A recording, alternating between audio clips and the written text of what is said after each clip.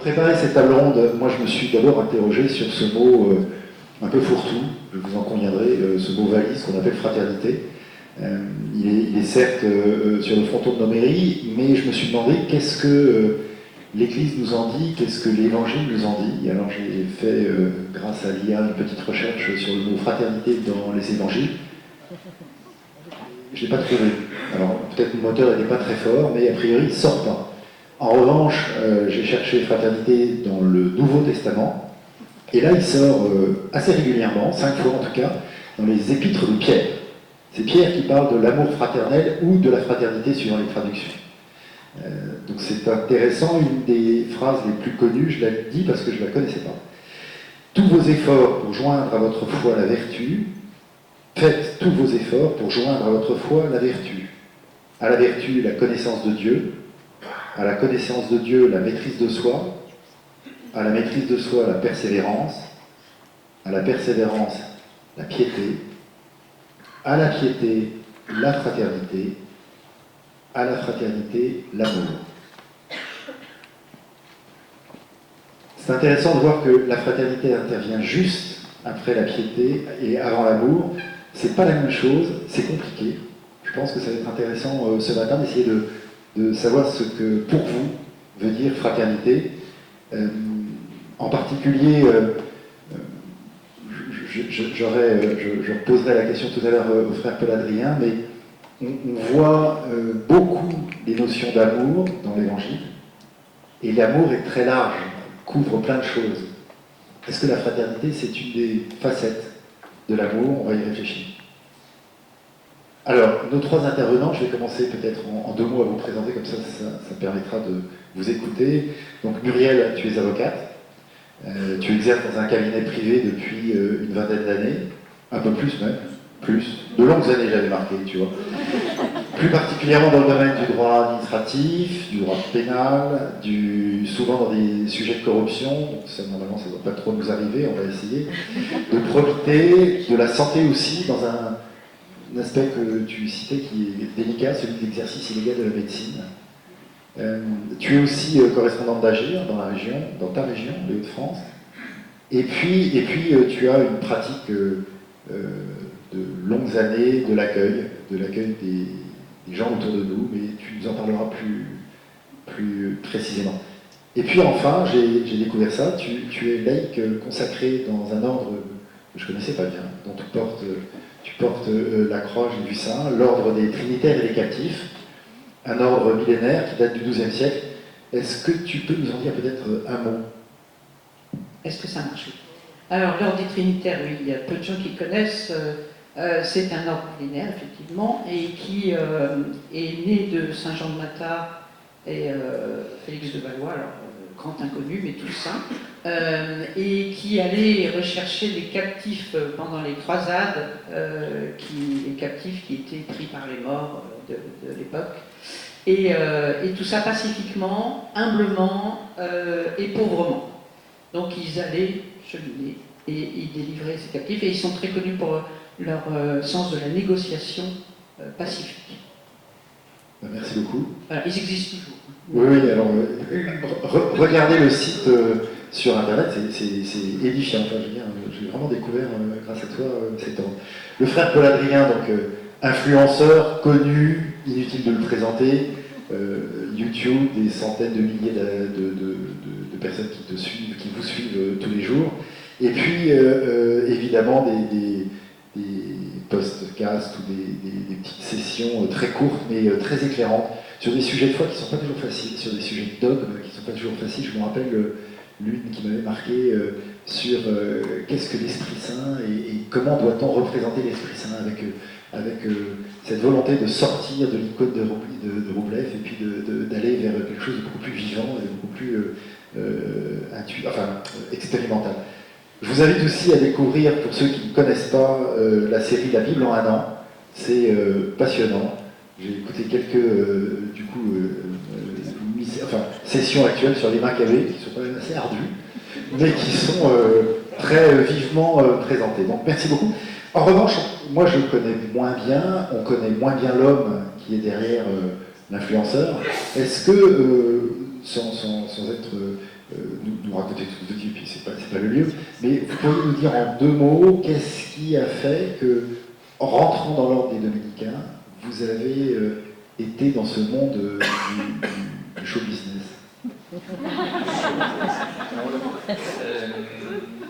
Oui, ça, généralement, je suis assez discret sur ce qu'il y a derrière. Ça nous amène sur le sujet de la fraternité.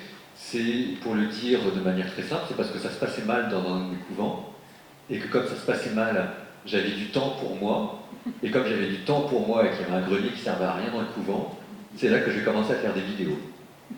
Et donc ça vous montre ce qu'il peut y avoir de très beau dans la fraternité, c'est que même quand ça se passe mal, il peut en sortir de très très très très belles choses. Alors on appelle ça la providence de Dieu. Donc c'était à Nancy, et il y avait des hauts, il y avait des bas, là c'était un bas, et puis Dieu est venu me chercher, et elle m'a mis sur YouTube, par hasard si j'avais pu dire, et ça marchait. C'est génial. Oui. Merci beaucoup. Séverine, tu es l'entrepreneuse de notre table ronde. Au sens, enfin, je veux dire, voilà, je veux dire, il y a les dirigeants, voilà, tu es entrepreneuse dirigeante, on va dire ça comme ça. Après une dizaine d'années à exercer dans une activité finalement assez classique d'audit et de finance, tu as rejoint l'entreprise familiale il y a plus de 20 ans. Et depuis le début de cette année, tu co-diriges avec tes 2 frères cette entreprise qui s'appelle les Ormes. Alors le domaine des Ormes, vous avez le droit de ne pas connaître, mais vous devriez connaître parce que c'est un mini center park qui allie à la fois au loisir des activités culturelles comme le Puy du Fou, tout ça autour d'un golf et d'un centre équestre où vous pouvez pratiquer du sport à loisir. Donc c'est quelque chose de très particulier, avec 150 personnes qui travaillent à l'année, 150 personnes qui viennent l'été renforcer les équipes. Donc c'est une vraie grosse entreprise qui se situe en Bretagne et que tu animes avec tes 2 frères. Je pense que tu nous parleras tout à l'heure de l'impact de ce que représente la fraternité dans le monde de ton entreprise, mais je voudrais tout de suite démarrer cette table ronde en posant la première question au frère Paul Adrien, qui est justement, en introduction, je posais la question de fraternité Beauvalise. Pour vous, qu'est-ce que ça recouvre comme réalité dans votre vie au quotidien? Pour moi, c'est un des mots les plus importants de ma vie spirituelle. C'est vrai qu'on n'en parle pas beaucoup, mais parfois on utilise des mots qui sont assez abstraits, dans lesquels on met beaucoup de choses, mais je dis que c'est un des mots les plus importants de ma vie spirituelle, voire même de ma vie tout court, parce que je vis dans une communauté et que j'ai choisi de vivre dans une communauté avec des frères, et que je suis le frère Paul Adrien, et que donc... Et je me souviens, quand j'avais 24 ans, que j'ai décidé de... Non, que j'ai décidé de devenir religieux, je me suis dit, ben là, j'aurai un lieu où je vivrai vivre avec des personnes que j'ai pas choisies, des personnes qui m'ont pas choisi. Il y en a que je vais aimer, il y en a que je vais pas aimer. Les frères m'ont dit que ce serait difficile, ils ne m'ont pas menti, mais de manière très claire, c'est le lieu dans ma vie où je vérifie que l'amour que j'ai pour Dieu, ou quand j'arrête pas de parler de l'amour du prochain, se vérifie avec des frères avec qui je vis. Donc c'est vraiment le critère, un des plus grands critères, j'en ai 2, 3. J'ai la fidélité dans le bréviaire, dans la prière, j'ai l'ardeur dans l'apostolat, mais j'ai l'amour fraternel. C'est vraiment un des très très grands indicateurs de ma vie religieuse et spirituelle, et de manière très, très concrète. Du coup, moi je voudrais creuser un tout petit peu là-dessus. On a tous en tête le dialogue de Pierre avec Jésus au lac de Tibériade après la résurrection, qui 3 fois m'aimes-tu. Et en fait, alors je suis pas exégète, mais d'après ce que j'ai compris, dans le texte grec, on n'emploie pas le même mot, on emploie le mot agapé et philae, ou plus exactement, Jésus pose la question en agapé et Pierre répond en philae, et à la fin, Jésus pose la question en philae et Pierre répond en philae. Alors, ces notions d'amour, l'amour fraternel, c'est quoi? C'est l'amour philae, c'est l'amour d'empathie, c'est l'amour de relation, ou c'est cette espèce de sublime auquel Dieu nous appelle, qui est un amour inconditionnel? L'amour fraternel, je pense que, ma manière de le concevoir, et je pense que les frères seraient d'accord avec moi, c'est de le remettre dans les constellations de différents amours. Vous avez beaucoup de types d'amour différents, beaucoup de relations humaines qui sont possibles. Dans le Nouveau Testament, on en parle énormément. On vous parle de l'amour conjugal. Pas beaucoup d'ailleurs, on en parle un petit peu. On vous parle de l'amour des amis, qui est le grand modèle pour Jésus. Je vous appelle plus serviteur mais ami. On vous parle de l'amour des ennemis, on vous parle de l'amour des frères. Et l'amour fraternel, vous avez l'amour des ennemis, l'amour fraternel et l'amour des amis. Je mets l'amour conjugal de côté parce que c'est vraiment autre chose. Et ça permet de bien comprendre ce que c'est que l'amour fraternel. Alors, il y a un des proverbes qui dit l'amour des ennemis culmine dans l'amour fraternel, et l'amour fraternel culmine dans l'amour des amis. Mais on n'aime pas un ennemi comme on aime un frère, on n'aime pas un ami comme on aime un frère, c'est pas tout à fait la même chose. Et c'est un amour qui est plus large, qui est universel, parce que Dieu nous demande d'aimer tout le monde comme des frères et des sœurs, qu'ils soient amis, qu'ils soient ennemis. On ne pourra pas choisir d'aimer tout le monde comme des amis, il y a une alchimie secrète, et on espère avoir le moins possible d'ennemis à aimer, parce que moins on en a des ennemis, mieux c'est. Par contre, l'amour fraternel, c'est celui qui est le plus universel, et qui se situe à un niveau de vie quotidienne, où on se supporte les uns les autres, on apprend à vivre le caractère. Et c'est pas encore des amis, c'est plus tout à fait des ennemis, c'est exactement entre les deux. Ça permet de bien situer ce que c'est que l'amour fraternel. Merci beaucoup. Muriel, pour toi, par rapport à ce positionnement que vient de nous préciser le frère Paul Adrien, est-ce que ta propre expérience de vie... Alors moi je ne suis pas théologienne, donc je ne m'aventurerai pas sur ce domaine-là. Par contre, sur une réflexion un peu spirituelle, la fraternité, puisque c'est quand même le mot, ça ne sous-tend pas l'amour. Je vais peut-être en peiner certains. La fraternité, ça sous-tend pas l'amour du prochain forcément, mais l'amour de Dieu. C'est-à-dire que reconnaître en l'autre, en celui qui m'est envoyé, que je vais rencontrer, celui qui est dans mon altérité, celui qui est une création de Dieu, Dieu lui-même. Donc, je ne vais pas m'interroger sur le type d'amour que j'ai pour lui, parce que j'aime pas tout le monde, je suis purement humaine. Mais par contre, la relation que j'entreprends avec l'autre, ça, c'est moi qui peux le choisir, et je peux laisser la place au Christ pour être en relation avec l'autre. Et cet amour-là, il se décèle dans la relation que j'ai avec l'autre. Après, l'autre, il est imparfait, comme moi je le suis, et c'est cette rencontre-là qui fait que la place à Dieu est faite. Des fois, elle n'est pas bien faite, je dois bien l'avouer, mais des fois, elle est parfaitement bien faite, et elle est ajustée. Et c'est pas forcément moi qui choisis l'ajustement, ça porte pas forcément de fruits, hein, on s'en était parlé, je cherche pas de fruits particuliers, mais je reconnais la différence, le talent de l'autre que je n'ai pas, et je laisse sa place. La fraternité, pour moi, c'est laisser la place à l'autre et m'effacer parfois dans la relation, tout en existant, parce que le Seigneur, c'est lui qui fait la différence, en fait, entre moi et rien. Merci. Du coup, la transition est extraordinaire avec la question que j'ai posée à Séverine, parce que Séverine, elle gère avec ses deux frères une grosse entreprise. Donc c'est une vie au quotidien d'une fraternité de sang, mais est-ce que c'est que ça dans ta vie finalement aujourd'hui, le mot fraternité? Est-ce qu'il y a aussi cette relation que Muriel vient d'évoquer, de regard de l'autre vraiment différent? Alors, bonjour à tous déjà, désolée, je suis arrivée un petit peu en retard, Saint-Malo n'est pas tout près.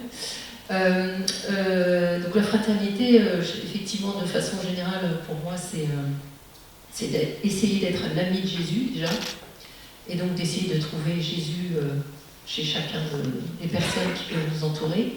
Et puis plus particulièrement, dans l'entreprise, effectivement, nos frères, c'est nos clients, beaucoup, parce qu'aux ordres, en fait, c'est comme c'est une entreprise familiale qui a bientôt 50 ans, on a pu lier en fait des amitiés authentique avec nos clients depuis qu'ils viennent en vacances, depuis 2-3 générations. Et puis je vais revenir sur les parties plus difficiles qui va être en fait l'amitié ou la fraternité avec les salariés. Où là nous avons un panel en fait de personnalités, de générations, de plus en plus d'écart entre ceux qui arrivent en saison et mon âge de 56 ans.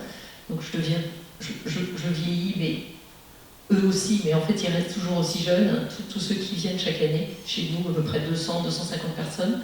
Donc la fraternité aussi, ça va être pour moi d'essayer de les comprendre, d'essayer de m'ouvrir, d'accepter qu'ils ne voient pas du tout les mêmes choses, l'entreprise de la même façon que moi. Donc c'est pas toujours, c'est pas toujours facile.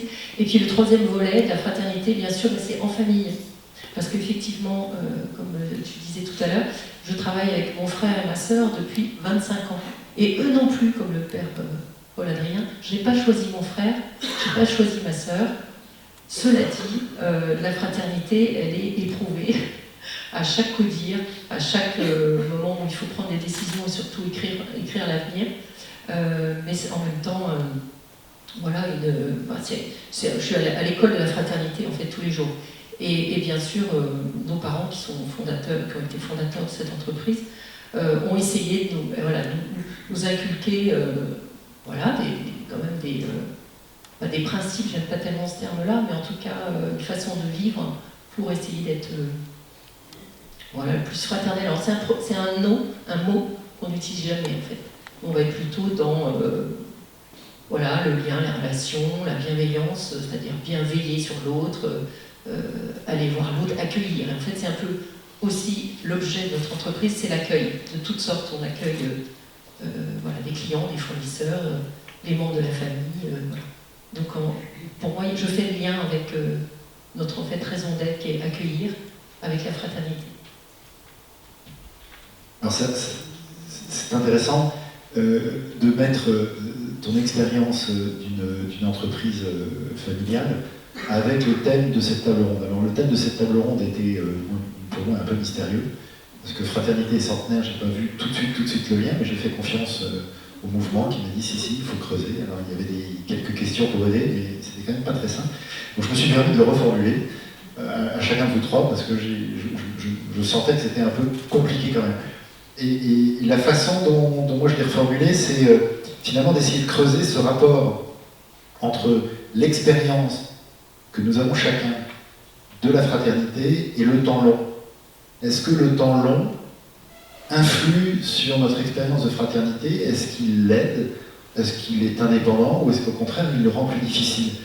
Et je voudrais commencer par toi, Séverine, parce que en plus tu me disais, on vient de succéder à nos parents, mais dans 10 ans, on se projette, et puis c'est la 3e génération, et puis derrière, on aimerait transmettre quelque chose de notre entreprise. Vous avez écrit un livre, d'ailleurs, tu pourras nous en parler. Et comment tu relis cette expérience du temps long dans l'entreprise et de cette volonté d'y vivre une expérience de rencontre? Alors, je peux peut-être... ça me fait penser, ce que tu dis, ça me fait penser à ce que notre père nous disait, donc Yvonique, qui nous a quittés en février, qui a fondé cette entreprise. Il nous disait toujours, de toute façon, on est de passage. Donc, moi, j'ai reçu ça de mes parents, j'ai créé un camping en 77, j'ai bougé, j'ai mis les vaches, j'ai vendu mes vaches et je suis passée au tourisme. Bon, après, ce sera à vous de jouer. Donc, ça fait 25 ans qu'on joue tous les trois ensemble pour en faire un centre d'événementiel et de vacances. Et voilà. Et quand je retiens ça, c'est en fait, on est là, juste, on met notre patte et puis ce sera au prochain. Donc, la fraternité, si je puis dire, c'est cette espèce de chemin dans le temps qui fait qu'on construit chacun avec ses capacités, ses dons. Je ne sais pas si on peut parler de dons, mais cette fraternité, effectivement, on doit la transmettre, et on espère pouvoir la transmettre à nos enfants, 3e génération, et nous travaillons sur le sujet, bien qu'il y ait des appétences de groupes financiers qui nous font des avances, mais on souhaite vraiment garder justement ce côté familial et fraternel, qu'on aurait peur de perdre si on quittait en fait le bateau familial. Je ne sais pas si je réponds à ta question, mais en tout cas dans le temps, ce que je peux dire, c'est que c'est un chemin, parce qu'aussi on accompagne nos salariés en fait depuis, certains étaient à l'école avec nous au village, donc c'est des personnes avec lesquelles on a des liens d'amitié, fraternels. Ce qui rend les choses difficiles, c'est que quand ça ne va pas, eh ben, c'est très compliqué de faire entendre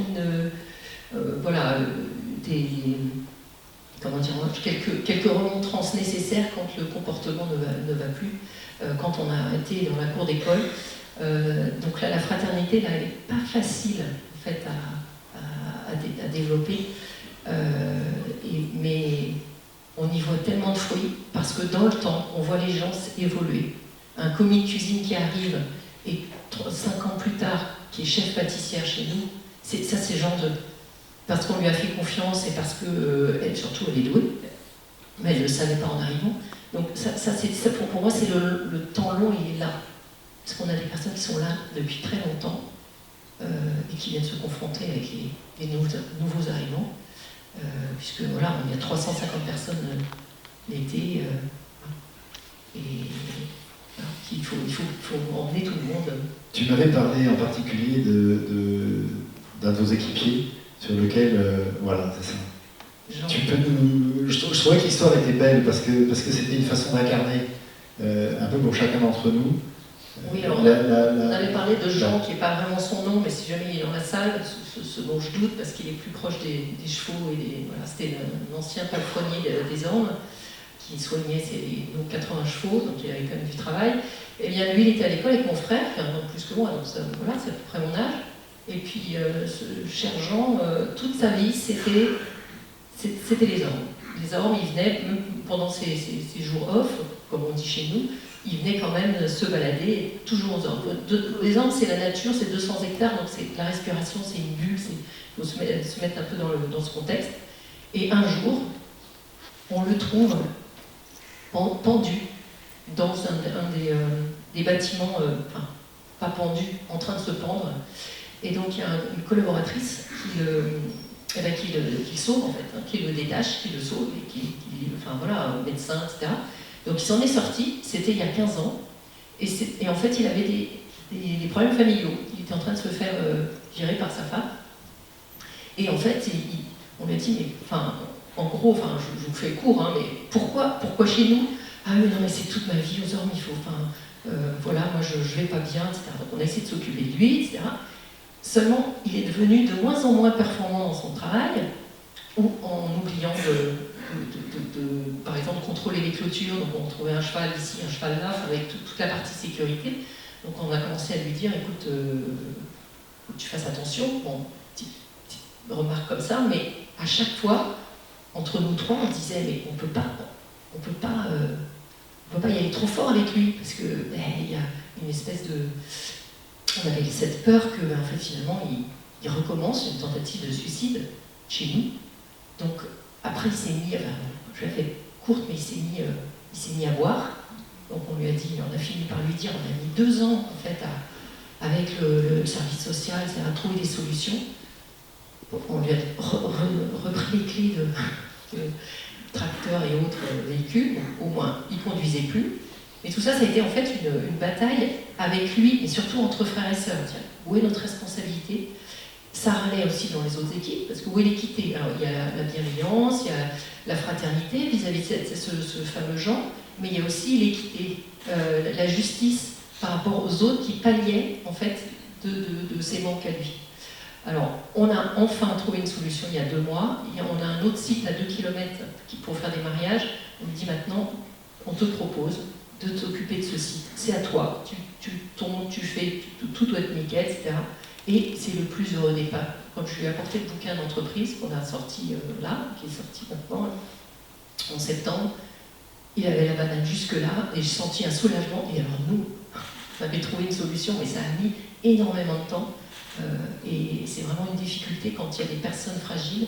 C'est qu'il faut, voilà, l'expérience dit que il faut toujours, on a la taille en fait d'entreprise pour accueillir 1 ou 2 personnes, 3 peut-être, en tout cas nous on s'est arrêté à 2 personnes fragiles, mais en même temps c'est compliqué au niveau de la responsabilité, de la sécurité au niveau client, et puis l'équilibre avec les autres équipes, ça c'est pas très facile. Voilà. Ça c'était l'histoire de Jean. Il y en a plein d'autres, mais celle-là c'est déjà pas mal. Aussi, c'est vrai. Muriel, tu disais, quand on préparait la session, que vivre la fraternité dans la durée suppose patience, ténacité et douceur. Et en même temps, tu me disais, mais la fraternité ne s'alimente pas nécessairement dans la durée. Le Christ n'essaye pas de retenir ses disciples. Au contraire, il les renvoie en mission. Oui, alors moi j'accueille des gens, les trinitaires c'est la libération des captifs. Des captifs, il y en a de toutes sortes. Hein. Évidemment, il n'y a plus que il y a les otages chrétiens, mais enfin, c'est par équipe et c'est une mission spécifique. On ne mène pas tout le temps, mais moi, à ma petite échelle, j'accueille des gens de la rue, j'accueille des gens qu'on m'envoie parce qu'ils ont un problème d'alcool, ils ont un problème de drogue, ils ont un problème de femmes battues, ils ont un problème. Enfin, voilà. La captivité. Tu les accueilles chez toi? Je les accueille chez moi, puisque les trinitaires ne vivent pas tous en communauté. Voilà, il n'y a pas de frères et sœurs. Mais du coup, j'accueille des frères et sœurs. Voilà, et alors, c'est pour une durée entre quelques jours pour certains et plusieurs années pour d'autres. Hein. Il y en a un que j'ai chez moi, ça fait 2 ans et demi maintenant. Mais ça peut être 3 mois, ça peut être. Voilà. C'est le temps qu'ils décident eux, pas moi qui décide. Puisqu'ils sont envoyés par. Alors ça peut être un curé de paroisse, ça peut être des amis qui se disent qu'est-ce qu'on peut faire pour un tel, ou c'est des gens que je trouve en bas de chez moi ou dans la rue. Bon. Donc, mais pour moi, ils sont envoyés par le Christ, c'est pas moi qui choisis, en quelque sorte. Et donc dans l'accueil, et bien souvent, c'est des gens qui sont isolés, qui ont des fragilités effectivement tellement profondes, familiales souvent, hein, ça remonte à très loin, manque d'amour. Alors, quand ils viennent chez moi, les règles du jeu, ils sont un peu posées. Ils savent qui je suis, c'est assez souple, mais quand même, ils viennent avec un regard sur eux. Voilà. Certains peuples primitifs disent « je te vois » pour dire à l'autre « tu existes ». C'est un petit peu ça. C'est je les vois, je les écoute, ils me disent ce qu'ils veulent me dire, parfois ils me mentent, souvent, mais comme avocat j'ai l'habitude. Et du coup, c'est pas un critère de jugement. Voilà. La confiance, c'est une amorce d'amour. Quand on a confiance, on se livre plus. Tant qu'on n'a pas confiance, et les personnes fragiles ont du mal à avoir confiance, à force d'être blessées systématiquement, ou un apprentissage. Du coup, quand ils se livrent, la fraternité, je la vis, je la sens. Moi, je viens avec un élan, je viens avec un accompagnement, j'ai de la chance, j'ai une foi qui fait que je me sens aimé, quoi qu'il en soit, et inconditionnellement. C'est pas leur cas du tout. Je ne sais pas transmettre une foi, ça c'est l'affaire de celui que j'appelle mon patron. Voilà, c'est pas mon sujet. Mon sujet, c'est l'accueil, c'est de donner le peu que je peux donner et qu'ils veulent bien recevoir. C'est pas toujours le cas. Mais en tous les cas, quand ils repartent quand ils veulent, ils sont un peu plus costauds. Enfin, j'ose l'espérer. Mais le lien de fraternité, je l'ai dans la durée parce que même si je ne les vois plus, certains m'appellent, me donnent des nouvelles. Même des fois quand ça ne va pas, ils me disent voilà, bon, donc on discute un peu. Parfois il m'arrive comme avocate d'intervenir ça ou là, mais c'est pas ça qui les mobilise pour m'appeler. C'est vraiment ce lien de fraternité, cette relation qui existe. Voilà, parce que le lien relationnel, ils ont du mal à l'assurer dans le temps. Et puis moi, sur le plan centenaire, clairement, je suis héritière d'une longue tradition. Donc j'ancre aussi mon action dans cette tradition qui existe, qui perdure, qu'on me transmet en relais et que je transmettrai peut-être un jour à l'un de vous, si jamais ça lui chante. Mais c'est pas mon sujet non plus. Voilà. Frère Paul Adrien, une communauté monastique, des frères, Et puis, alors c'est pas tout à fait le cas, je crois, chez les dominicains, mais c'est vrai que dans d'autres ordres conventuels, quand on rentre dans le couvent, on reste toute sa vie dans le couvent. Il y a une forme je dirais, d'abandon de la notion du temps, quoi. Est-ce que c'est par rapport à cet autre volet de votre apostolat, enfin ce volet de l'apostolat qui est les réseaux sociaux, où là on est dans l'immédiateté, les messages très courts, etc. Est-ce que vous sentez, vous sentez un changement dans ces dernières années ou dans les générations des plus jeunes, dans ce rapport à la durée et comment vivre sa foi dans la durée, comment vivre son engagement dans la durée? J'ai compris qu'un certain nombre, notamment de couvents, avaient des difficultés à garder leurs frères, en fait. Ils rentraient, et puis au bout de 5-8 ans, ils disaient c'était formidable, mais je passe à autre chose. Et que cette notion de vœu perpétuel était un peu secouée. Est-ce que vous avez... Il y a énormément de choses à dire. Déjà, je suis édifié par tout ce que j'entends sur l'accueil des personnes, sur la manière de concevoir les relations en entreprise. La vie fraternelle, c'est quelque chose sur le temps. Sur le temps, c'est quelque chose qui est très beau parce que nous, comme on a une tradition séculaire, alors là aussi millénaire, on admet que parfois ça se passe bien, que parfois ça se passe mal. Parfois j'ai vu des frères s'effondrer en larmes à la messe, parfois j'en ai vu quasiment venir aux mains, parfois j'en ai vu d'autres se réconcilier devant tout le monde, on n'en demandait pas tant. Il y a des hauts, il y a des bas, parfois ils ont foutu la paix à un frère, parfois on avait compris qu'il avait mal dormi, qu'on allait laisser dans son coin, parfois on a compris au contraire que ce frère-là il avait à tout prix des choses à nous dire, qu'on n'avait pas envie de les écouter, mais qu'on va quand même les écouter parce que c'est important pour lui. Donc c'est tout ça, c'est à la fois extrêmement beau, il y a un petit côté, le fait de vivre dans une institution millénaire, il y a un côté dédramatisant. C'est-à-dire vous n'êtes pas le premier frère qui arrive, vous n'êtes pas le dernier frère qui arrive, ça se passera bien, ça se passera pas bien, vous n'êtes pas le meilleur, vous n'êtes pas le pire, voilà, vous êtes juste vous. Et puis on fera avec le bonhomme qu'on a. Ce qu'il y a de très beau, c'est de voir comment est-ce qu'en durant dans la relation fraternelle, j'ai pu assister à de très très belles choses, j'ai pu me réconcilier avec des frères on a eu des discussions franches et viriles, comme les dominicains savent l'avoir, et puis tout d'un coup, au bout de 5-10 ans, on finit par se réconcilier. C'est pour montrer que parfois ça prend vraiment du temps, et puis et tout d'un coup, ce frère qu'on ne pouvait plus supporter devient un ami. Parfois aussi, c'est le contraire. Il y a des hauts, il y a des bas, c'est simplement la vie.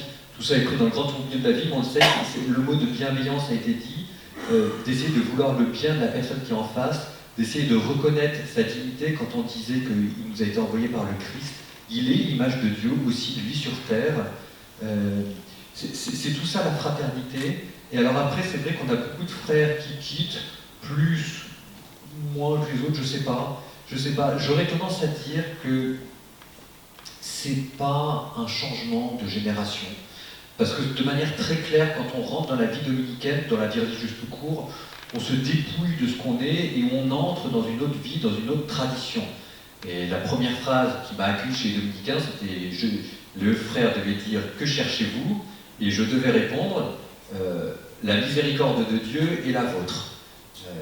Et puis ensuite, la réponse du frère, c'était « Si vos mœurs vous plaisent et si nos mœurs vous plaisent, on pourra continuer de vivre ensemble. » Donc c'était, voilà, les choses étaient dites. Il y a donc on se dépouille entièrement. Et puis j'allais chez quelqu'un qui m'accueillait et je n'avais pas tout révolutionné et je me mettais à l'écoute d'une tradition. J'ai eu des frères qui ont quitté. À chaque fois, je pense que c'était pour des mauvaises raisons. Et à chaque fois, je peux dire que c'était probablement le frère qui s'était laissé partir de son côté, mais je vois aussi que nous, de notre côté, c'était nous aussi qui n'avions pas été clean. C'est-à-dire que quand un frère quitte l'ordre, sauf cas exceptionnel, là j'ai encore eu le cas dans une autre abbaye, tout d'un coup on a découvert que le frère avait un enfant. C'était pas chez nous, ça aurait pu. C'est assez rare, mais ça c'est assez surprenant, on n'était pas au courant, on le découvre comme ça. Et puis on essaye de gérer au cas par cas, mais sinon, un frère qui quitte l'ordre, on a eu des signaux avant-coureurs. On a vu le frère qui s'éloignait au fur et à mesure de la communauté. On connaît les événements déstabilisateurs qui l'ont fait perdre pied. Et ça ne vient pas du jour au lendemain. Et un frère qui quitte l'ordre, c'est aussi un frère que nous n'avons pas su accompagner. Et ça c'est nous. Hein. Donc j'aurais tendance à dire que sur les jeunes générations qui quittent la vie fraternelle, c'est pas la Gen Z ou tout ce que vous voulez, c'est la fraternité qui a mal fait son boulot. C'est très curieux la fraternité. Parce que par exemple, alors là, la santé c'est toujours aussi l'expérience, on dédramatise toujours, mais en même temps on n'est pas dupe ni des uns ni des autres. À chaque fois que ça allait mal dans ma vie fraternelle chez les frères, généralement je n'étais pas bien accompagné, c'était un peu de l'amateurisme. Les frères me disaient oh oui tiens t'as peut-être raison, oui enfin bon bref. Alors que j'avais le sentiment d'être plus soutenu et écouté à l'extérieur, chez des collègues, chez des laïcs, jusqu'au moment où ça cognait vraiment extrêmement dur, extrêmement violemment. Et là, je me suis toujours aperçu que le soutien que j'avais à l'extérieur, dans le monde professionnel, chez les laïcs, etc., finissait toujours à un moment par lâcher, et que mes frères, qui étaient au degré vraiment zéro de l'accompagnement spirituel, psychologique, fraternel, etc., mais quand ça cognait vraiment extrêmement dur, c'est toujours eux qui m'ont récupéré, et on a toujours eu à la dernière minute, au dernier moment, in extremis, au moment où on allait quitter la porte, le dialogue de vérité, et hop, on revient. Donc c'est très curieux, un frère, une sœur, le vrai frère, la vraie sœur, c'est la personne avec qui vous n'allez pas vous entendre, qui va avoir ses hauts, qui va avoir ses bas, qui va avoir plein de défauts, qui ne va pas vous comprendre, etc. Mais il y a le lien du sang. Alors ça c'est dans une famille, quand ça marche, parfois ça ne marche pas aussi, et j'ai découvert aussi que ça pouvait avoir le même lien, la même force, dans une communauté comme la nôtre, où quoi que tu fasses, de toute façon, à la fin, si jamais tu pars, c'est toi qui auras décidé de partir, et c'est pas nous qui t'aurons mis à la porte. Je sais qu'ils seront toujours là, même si jamais ils m'accompagnent mal, même si jamais c'est parfois un peu catastrophique, etc. Parfois au contraire c'est extraordinaire, mais je sais que, puis on l'a écrit, hein, c'est ça ce qui est très rassurant, c'est que j'ai des vœux solennels devant tout le monde, je me suis mis à plat, j'ai demandé pardon, enfin la miséricorde, on m'a dit très bien, maintenant tu t'appelleras frère Paul Adrien. Donc c'est inscrit dans la parole, c'est inscrit dans ma chair, c'est inscrit en moi. Il y a un lien avec mes frères qui ne pourra pas être rompu, point à la ligne. Et ça c'est pour le meilleur, pour le pire, mais je sais que là il y a une solidarité dans la vie fraternelle que je ne connaîtrai que là. Merci beaucoup. Ce lien au plus profond de nous, moi je m'étais dit, tiens, la troisième question, je la ferai bien sur et nous dans l'entreprise, mais en fait je vais changer de pied. Je pense que ça peut être l'occasion, vu la profondeur de nos échanges, si l'un ou l'autre a des questions un peu personnelles, un peu ancrées dans son expérience de vie, à poser à l'un des trois intervenants, je trouve que c'est le moment de le faire. On a 10 minutes par rapport à...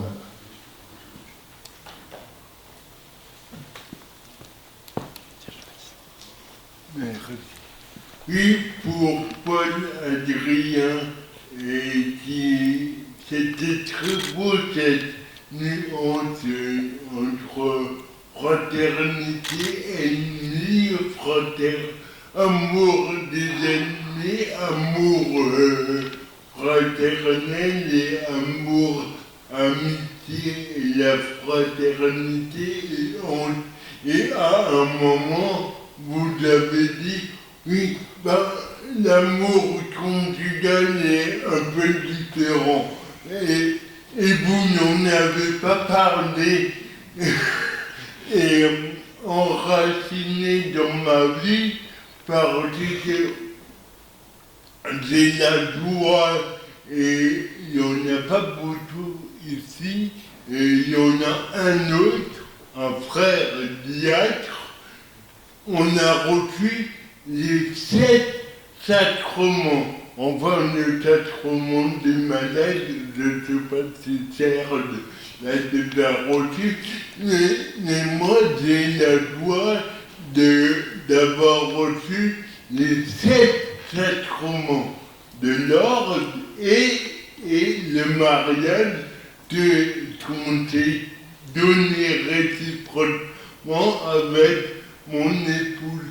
Et je me demandais, parce que ça a du sens pour moi, si vit l'amour conjugal par rapport à la fraternité, je sais que c'est différent, mais j'ai donné ma vie à mon épouse jusqu'à la mort, dans la fidélité, et d'après ce que vous avez dit dans une communauté religieuse, ben, évidemment c'est différent, mais c'est un lieu où on peut être accompagné, pardonné et pardonné, comme dans une famille, un couple, et puis en plus nos enfants, pour une famille, on ne les a pas choisis. Ils peuvent être complètement idiots, handicapés. Et même pouillé, handicapé, c'est pas mon cas part. C'est que j'ai assez donné. Alors, mais ça me fait penser dans la vie conjugale à une confession que j'avais. C'était une femme qui était venue me voir. Rassurez-vous, il n'y aura pas, je ne romps pas le secret, il n'y a pas les détails, etc. Mais je trouvais que l'anecdote était belle. En tout cas, elle m'avait fait rire. Elle était venue me voir et elle me disait, mon père, je crois que je me suis trompé, je crois que je me suis marié à la mauvaise personne. Encore une. On dit tout cela pendant que je me dis, bon, très bien, je crois, ça fait 2 ans qu'on est mariés et j'ai fait le tour de mon mari. Alors là, je me suis mis à éclater de rire. Je me dis, moi, il m'aura fallu 6 mois pour faire le tour de mes frères. Et je lui dis, c'est maintenant le moment où le mariage va commencer, quoi, enfin. Ça veut dire que maintenant, il va falloir aimer votre mari plus ce qu'il ne mérite. Ça va être le moment où ça va être le moment de gratuité, où ça va venir de vous et pas de lui, et c'est aussi le moment où vous allez donner le meilleur de vous-même, et c'est aussi le moment où on va mettre vraiment à l'épreuve, alors peut-être même encore plus que le mot d'amour, le mot de charité, vous voyez, c'est un peu au ras des pâquerettes, hein, ça s'ancre dans la volonté, si on veut le bien de l'autre, on se supporte, on est patient, etc. Et c'est là, en fait, et ça c'est l'amour fraternel, ça c'est l'amour fraternel. C'est quand vous aimez la personne plus que ce qu'elle mérite, parce que c'est pas forcément dramatique, enfin elle est fatigante, quoi. Elle est pénible, elle arrive toujours en retard, elle fait mal le boulot, elle a mauvais caractère, je sais pas quoi, tout ce que vous voulez, quoi. Et finalement, on finit par s'attacher qu'aux petits défauts, et on finit par se surinvestir dans les petits défauts, et on appelle ça, alors il y a toujours des petits mots dans la vie fraternelle, dans la vie religieuse, on appelle ça la haine au quotidien. C'est-à-dire qu'il y a un moment où on a fini par réduire la personne à son claquement de mâchoire quand il mange le pain et on ne voit plus que ça. Et on est le prendre. Et ça, c'est l'amour fraternel et il faut prendre sur soi parce que c'est. Voilà. Et on arrive dans une sorte de générosité et de surabondance et c'est là qu'on apprend à aimer. Alors c'est pénible, hein, c'est un lieu de conversion. Ce que j'aime énormément, c'est que dans la vie fraternelle, c'est pas un lieu, c'est un lieu de vérité. Vous ne pouvez pas vous mentir. Ce qu'il y a de très beau aussi, c'est que ça s'adapte. Vous voyez, on en a parlé dans la vie conjugale, moi j'en ai parlé dans ma vie religieuse, mais dans la vie en travail, dans la vie en entreprise, c'est aussi ça l'amour fraternel, parce qu'en fait c'est un amour qui est compatible avec des hiérarchies. Il peut y avoir un supérieur, il peut y avoir des subordonnés, il peut y avoir tout ce que vous voulez. C'est quelque chose qui se vérifie dans toute la vie. L'amour fraternel, c'est vraiment l'amour le plus universel. Ce qui m'aide beaucoup, c'est de me dire que la personne que j'ai en face de moi, je ne la connais pas encore. Là, j'avais un frère, là, voilà, par exemple, ce matin, je ne sais pas pourquoi le frère, il est persuadé qu'il faut baisser d'un quart de ton à chaque verset de psaume. Et donc on finit avec une voix caverneuse tous les matins au lot, et je me disais ce matin, je me disais, mais je ne connais pas encore ce frère, quand je le retrouverai au paradis, je vais le découvrir à nouveau. Je vais le découvrir dans la lumière de Dieu. Pour l'instant, je vois que les petits défauts qui ne sont pas des petits défauts. Ça en dit plus long sur moi qui m'énerve l'autre que sur lui qui baisse. Je suis pas dupe, hein. Je suis pas dupe de moi-même, mais je me disais, on parlait de temps long, le vrai temps long, c'est l'éternité. Et je me dis que je les retrouverai un jour au paradis et que cette fois-ci je les découvrirai à nouveau, mais dans la lumière de Dieu, et que les qualités qui étaient pour l'instant inconnues à leurs propres yeux et à mes yeux, tout d'un coup, il va y avoir que ça, et que là ce sera le paradis, ce sera la vie éternelle, quoi. Et on aura des chants qui ne baisseront pas.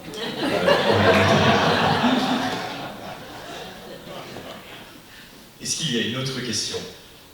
Allez, je vois une main tendue, de plus une femme. Mon cœur vacille.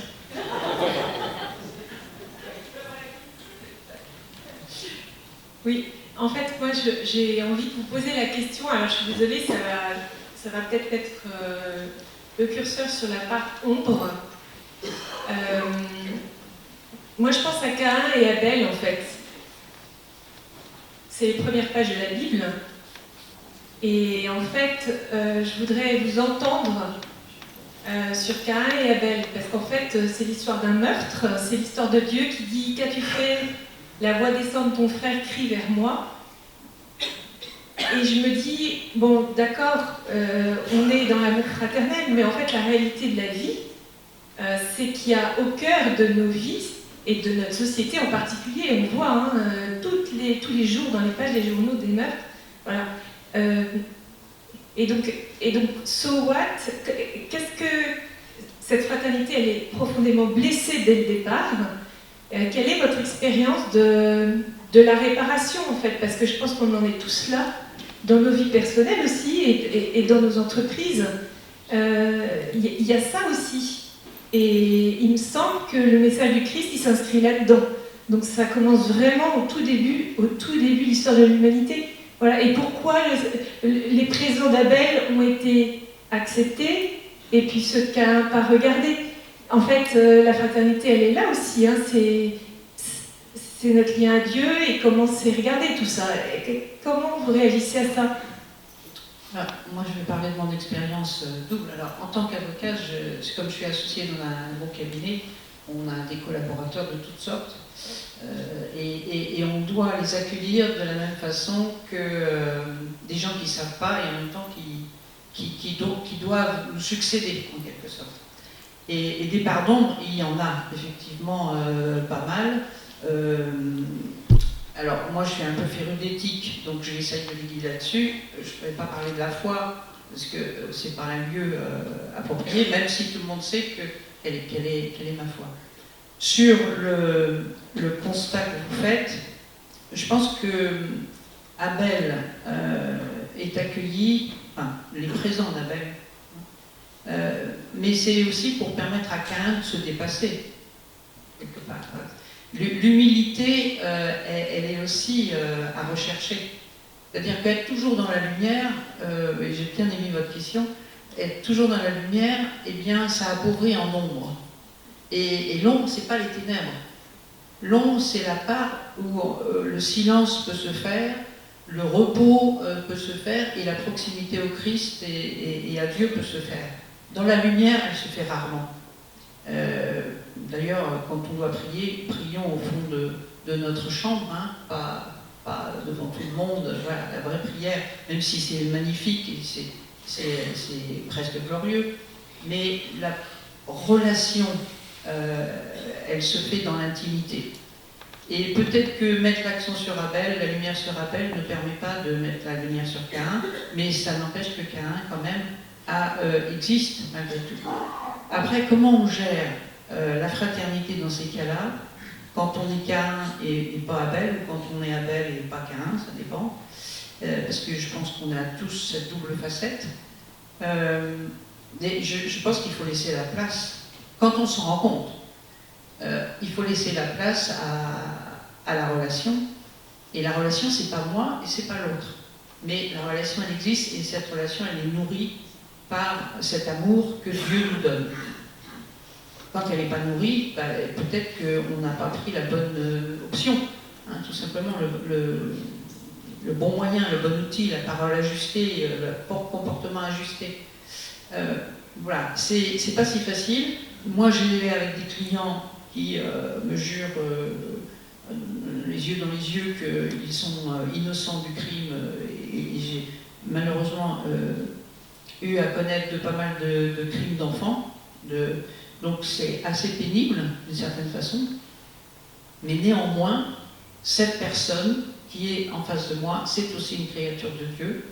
Elle a commis ou pas irréparable, le pire de ce qu'on peut imaginer dans l'esprit humain.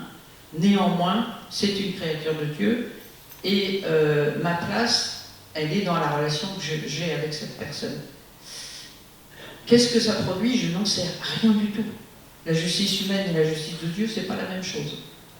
Mais si la réparation peut passer par l'amour, la confiance qu'on peut prodiguer, ben, il faut faire cet effort-là. Ça demande un peu de douceur, dans un monde de violence extrême, même de décontraction de la violence, je dirais, alors que justement la parole ajustée, elle élimine cette violence-là faite à l'autre. C'est une violence faite à soi-même parfois, je le conçois. Mais au moins, voilà, c'est un effort qu'on fait et qu'on offre, enfin moi en tout cas, j'offre au Christ pour dire, bon, il y a eu plus violent sur toi, je peux bien faire cet effort-là. Voilà. Merci. Vous êtes une dernière question? Un monde qui... Non? Là, oui, il y en a plein. Allez, je choisis l'autre rive. Parce qu'après, on doit tenir un certain timing. Je me suis engagé à ce que ça tienne. Alors, qui avait... Et bonjour, Émeric Desserrois. Le mot fraternité, donc Séverine nous a dit tout à l'heure, dans son entreprise, il était peu utilisé. On utilise d'autres mots dans l'entreprise, le bien-être, la bienveillance. Moi, j'entends utiliser la qualité de vie au travail. Donc, c'est des mots qui ont d'autres sens. Ma question, c'est... Donc, j'ai 30 ans d'expérience, j'ai 52 ans, donc j'ai pas entendu ce mot beaucoup non plus en entreprise. Est-ce que, selon vous, il faudrait l'utiliser plus? Oui, non, et pourquoi? Vous avez 3 minutes pour répondre, c'est pas le sujet qui vaut. Il n'y a pas d'obligation, c'est la liberté, je pense. Oui, non, il vaut mieux peut-être le vivre que le proclamer. Voilà, moi non, je ne vais pas pousser on a écrit notre vision, il n'y a pas ce mot-là, il y a le mot accueillir, il y a le mot respecter, vivre, jouer, rire, etc. dans notre vision, mais il n'y a pas le mot se mettre en fraternité, mais ça ne veut pas dire qu'on ne vit pas. Non, je sais pas. On essaie de mettre plutôt des exemples en fait, dans notre entreprise pour notamment vivre en coopération dynamique. On essaye de jouer la subsidiarité et la coopération. Je répondrai plutôt par ces mots-là qui fonctionnent bien chez nous. Voilà, je vais laisser mes collègues continuer. Le bien-être au travail, la qualité, l'empathie, etc. sont très importants, mais restent circoncis au domaine du travail. C'est vrai que ça commence d'abord par là l'entreprise. Il faut que les gens soient contents de venir au travail et qu'ils aient des bonnes qualités de travail et que sinon ça ne veut rien dire. La générosité chrétienne, ça commence par là pour s'assurer que tout le monde fait son travail et que tout le monde y trouve une certaine joie. La fraternité va amener quelque chose de plus. On l'a entendu dans les exemples de l'un et de l'autre. Par exemple, cette personne qui ne va pas bien dans sa vie personnelle et qui finit par vouloir se suicider dans son lieu de travail. C'est-à-dire que notre fraternité, c'est pas simplement la qualité de vie au travail, c'est aussi je serai là pour toi dans ta vie personnelle quand ça va mal. Et c'est là où dans une entreprise c'est compliqué parce que est-ce qu'on va jusque-là, est-ce qu'on va pas jusque-là? Vous ne pouvez pas demander à un collègue de se sentir le frère d'un autre collègue parce que quand tous les matins, le lundi, tout le monde raconte son week-end, etc., à la machine à café, ça finit aussi par fatiguer tout le monde. Donc vous ne pouvez pas, à mon avis, imposer comme vision du travail la fraternité au sens de on va aussi s'occuper de toi si jamais un jour ça ne va pas bien dans ta vie personnelle, sans être intrusif, parce que ça ne vous regarde pas ce qui se passe dans la vie des gens, ce qui ne se passe pas dans la vie des gens, mais de dire en tout cas, nous on aura compris que ça allait mal chez toi, donc on sera peut-être un peu plus coulant ou un peu plus... En tout cas on sera là, quoi.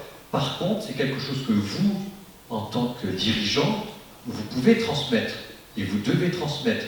Peut-être pas avec des mots, la fraternité, ça ne voudra rien dire, je pense, à personne, mais si jamais vous dites aux gens, vous la faites comprendre que vous, dirigeants, vous avez compris que les gens avaient une vie privée, que parfois il y avait des hauts, que parfois il y avait des bas, et que parfois ils allaient venir.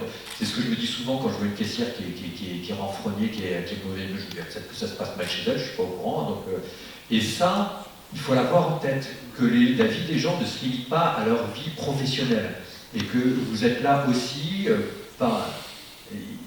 ça doit se jouer entre les deux, ils doivent pouvoir de temps en temps venir se confier, leur dire que ça va bien, que ça va mal. Vous pouvez leur dire, très bien, on va essayer de s'adapter, et elle est là, la fraternité. Oui, alors moi j'ai de la chance parce que j'ai un métier où on s'appelle tous confrères, on n'a pas tellement le choix. Et non, mais il y a une vraie fraternité entre avocats, même quand on ne se connaît pas. Et le mot confrère, c'est vrai, c'est aussi un héritage millénaire d'un ordre des avocats qui existe. Et bon, si certains dans les jeunes générations sont un peu moins confraternels, ça, parce que c'est aussi une question d'éducation, je pense, une transmission de valeurs. Globalement, cette fraternité, elle existe aussi entre nous. Donc, je pense que j'ai de la chance de vivre ça. Eh ben, merci beaucoup. Je pense qu'on va s'arrêter.